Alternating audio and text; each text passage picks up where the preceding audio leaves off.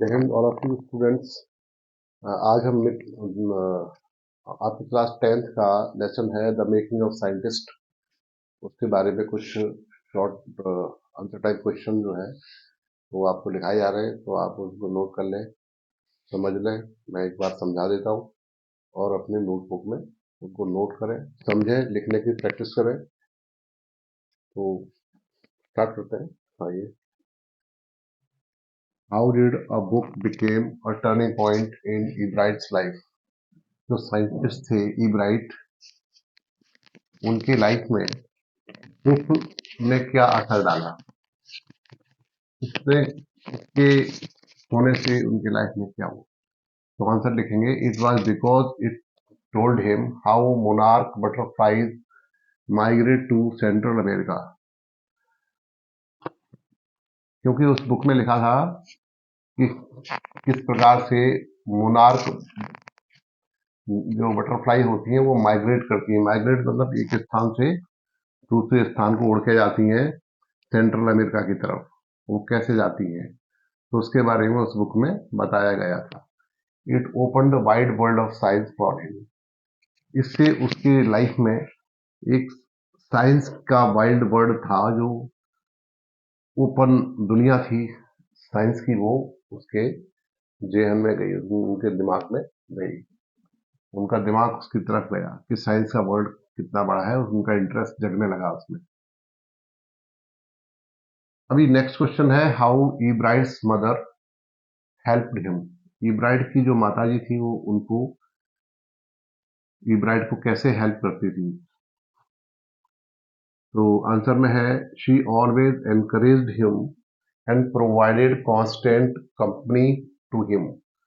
वो हमेशा उनको एनकरेज करती थी। एनकरेज का मतलब होता है उत्साहवर्धन करना। वो हमेशा, उनकी माताजी उनको एनकरेज करती थी, उत्साहवर्धन किया करती थी। ठीक है, encourage him and providing constant मतलब निरंतर, लगातार उनको साथ देती थी, कंपनी देती थी उनको साथ में।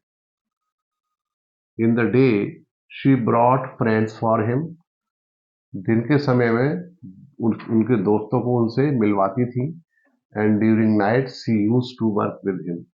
और रात के समय में उनके साथ बैठ के उनका काम किया करती थी, उनके साथ से बैठ के काम करती थी अपने बेटे के साथ में। तो इस तरह से उनकी मदर बहुत उनको हेल्प करती थी इब्राहिम को। अगला क्वेश्चन है, what lesson does Ibrahim lesson learn when he does not win anything at science fair. Science fair लगा था, विज्ञान मेला लगा था, वो उनको कुछ भी वहां जीतने को नहीं मिला, वो कुछ भी इनाम नहीं जीत पाए इब्राहिम। तो उन्होंने उससे क्या लेसन सीखा। लाइफ में हर कोई ऐसी घटना होती है जो हमारे जीवन पर बहुत बड़ा इम्पैक्ट डालती है, प्रभाव डालती है। तो ये भी एक ऐसी इंसिडेंट थी जहां वो एक भी प्राइज नहीं जीत पाए साइंस फेयर में। तो उन्होंने उससे भी एक लेसन सीखा। हमेशा नेगेटिव नहीं सोचना चाहिए। तो उन्होंने भी एक लेसन सीखा। Ibrahim learns a lesson that the real experiments would win him a prize and not a neat display of things. उन्होंने बोला, ये तो डिस्प्ले है, ये तो खाली शो ऑफ है, लेकिन रियल जो एक्सपेरिमेंट है, जब वो खुद करेंगे एक्सपेरिमेंट, स्वयं से खुद एक्सपेरिमेंट जो उनके खुद के किए हुए होंगे, उन्हीं से उनको अवार्ड्स मिलेंगे, रिवार्ड्स मिलेंगे, प्राइजेस मिलेंगे। तो खाली शो ऑफ से, शो या मेला में जीतने से नहीं, जब वो रियल में अपने हाथ से खुद एक्सपेरिमेंट में आएंगे, जब खुद करेंगे एक्सपेरिमेंट, तभी उनको इनाम मिलेंगे। How did Ibrahim get an answer to one of biology puzzles. ये पजल क्या होता है, पहेली, बायोलॉजी की पहेली थी, उसको कैसे उनको आंसर मिले, उत्तर कैसे मिले।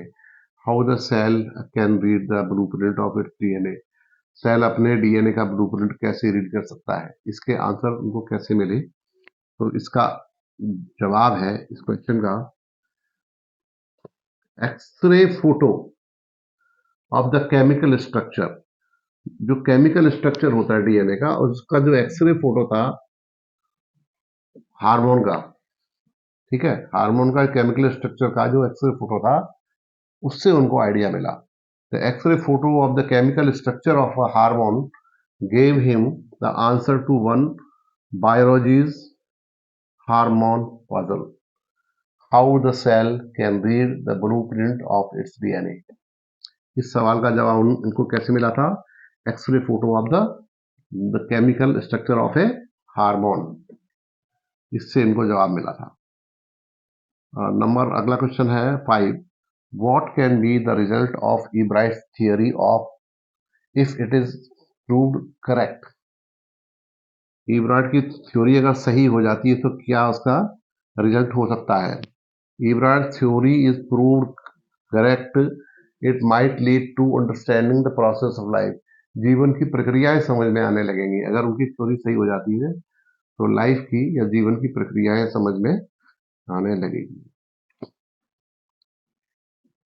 अभी नेक्स्ट क्वेश्चन है, what opinion does Ebright social studies teacher have about him in initial level? शुरुआती लेवल में उनके सोशल स्टडीज के जो अध्यापक थे उनके बारे में क्या विचार था? तो इसका आंसर है, his social studies teacher says that he would always extra effort to new ideas, और ही वुड ऑलवेज मेक, ठीक है, यहाँ मेक हो जाएगा,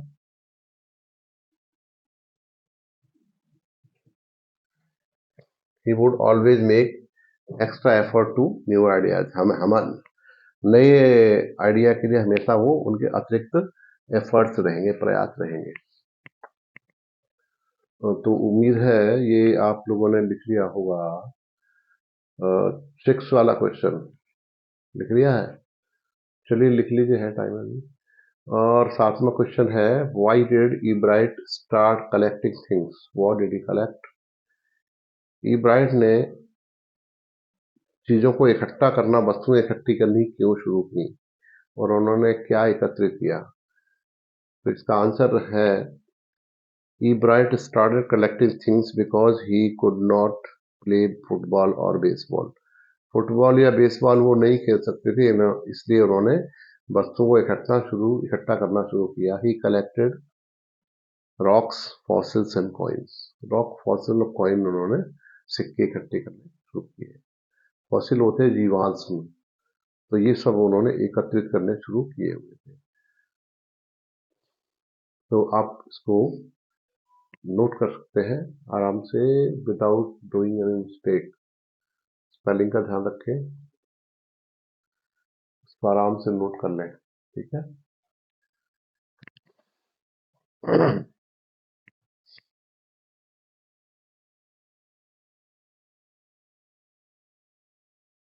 ये आपके 7 क्वेश्चन हैं। You have 7 questions, these are short answer type question है ये, और इनको आप जरूर नोट कर लें। एक लिखने का आइडिया हो जाता है। क्वेश्चन तो और भी आ जाते हैं एग्जाम में, लेकिन आपको इतना सीखेंगे तो लिखने का तरीका आपको आएगा और आप आसानी से क्वेश्चन अपने एग्जाम में लिख पाएंगे। तो आपको इसका बार बार सीखना है और प्रैक्टिस करना है, ठीक है।